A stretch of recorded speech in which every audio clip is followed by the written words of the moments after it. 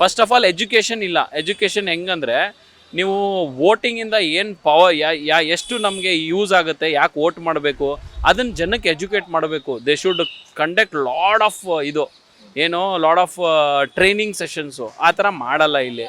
ಅವ್ರೇನು ಮಾಡ್ತಾರೆ, ವೋಟ್ ಬ್ಯಾಂಕಿಂಗೋಸ್ಕರ ಎಲ್ಲ ಬೇರೆ ಕಂಟ್ರಿ ಇದರಿಂದ ತರ್ತಾರೆ. ಈಗ ವೆಸ್ಟ್ ಬೆಂಗಾಲ್ ಮೇಡಮ್ ಮಾಡಿದ್ರಲ್ಲ, ಎಲ್ಲ ಬಾಂಗ್ಲಾದೇಶಿನ ತಂದರು.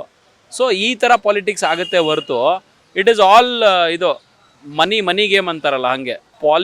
Politics is like a drugs. ಆ ಥರ ಇದು ಬಂದ್ಬಿಟ್ಟಿದೆ. ಯಾರು ದುಡ್ಡು ಕೊಡ್ತಾರೆ, 2,000 ಕೊಟ್ಟರೆ ಅವ್ರಿಗೆ ಓಟು.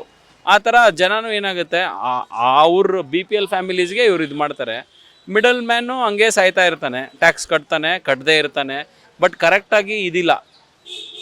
ಹಂಗಂತ ಐ ಆಮ್ ನಾಟ್ ಟೆಲಿಂಗ್ ಗೌರ್ಮೆಂಟ್ದೇ ತಪ್ಪಿದೆ, ಬಟ್ ಕರೆಕ್ಟ್ ರೂಲ್ಸ್ನ ಫ್ರೇಮ್ ಮಾಡೋ ಕೆಪಾಸಿಟಿ ಉಳ್ಳವ್ರು ಬರಬೇಕು. ಅಷ್ಟು ಈಸಿಯಾಗಿ ಚೇಂಜ್ ಆಗಲ್ಲ.